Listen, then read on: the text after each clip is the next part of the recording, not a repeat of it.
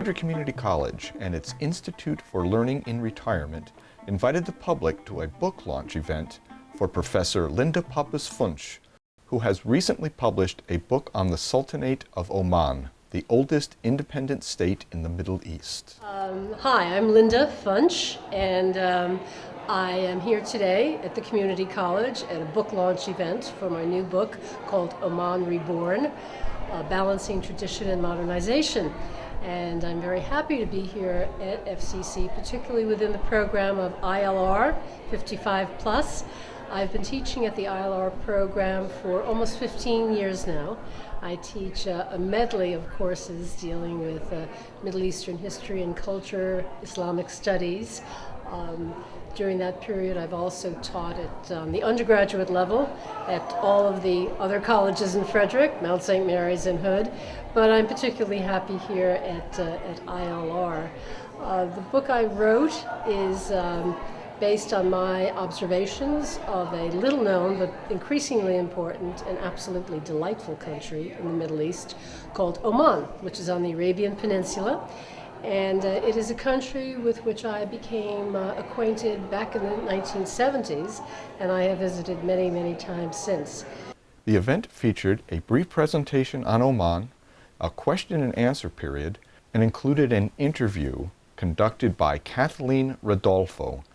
My name is Kathleen Rodolfo. I'm the Executive Director of the Sultan Qaboos Cultural Center in Washington, D.C.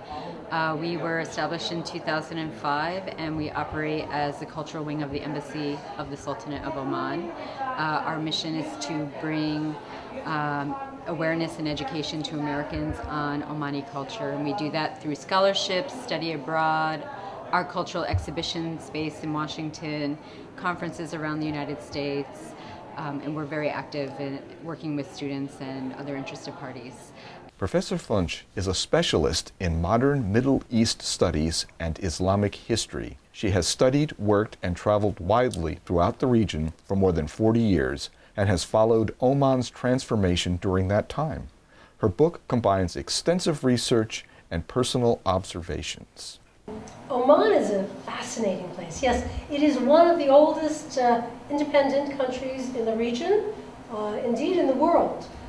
It has been ruled by the same family for roughly 3 centuries, and yet until 1970, Oman was largely terra incognita.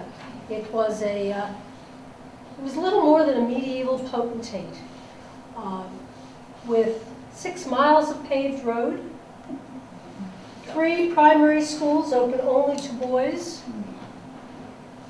virtually no infrastructure, no healthcare services, no electricity. The gates of the capital city would be closed at dusk, not to be reopened. There was no mobility for its people. Very strange land indeed. And this is the land that His Majesty Sultan Qaboos inherited in 1970 from his father. Oman is very different, and its paradigm for development has differed rather markedly from that of its neighbors for a number of reasons.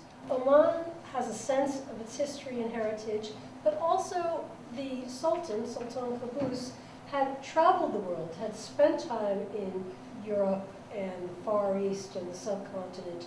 So he had an idea of what development models looked like elsewhere. So he set about to instill upon his people a love for their traditions and to selectively incorporate what would be of use to them to modernize without selling out culturally.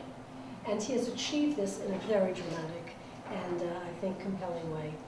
The Omanis have been allies of the United States since the time of George Washington and until today, and yet they maintain cordial relations with all of their neighbors, including Iran. It's a country of breathtaking vistas and welcoming people, and a really lovely oasis of tranquility in the region.